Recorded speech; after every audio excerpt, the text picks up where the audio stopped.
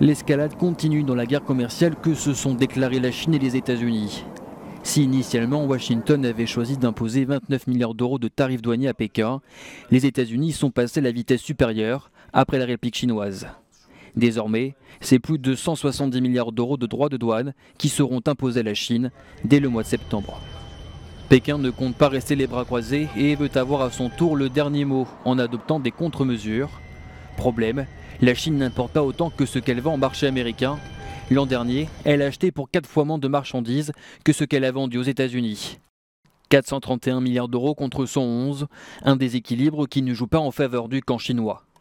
Pékin s'oriente alors vers d'autres stratégies, en ciblant des entreprises américaines sur son sol, à commencer par le géant de l'électronique, Apple.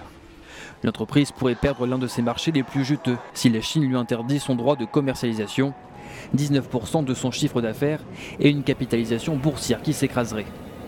C'est d'ailleurs dans l'empire du milieu que sont assemblés les différents modèles de l'iPhone, produit phare de la marque à la pomme.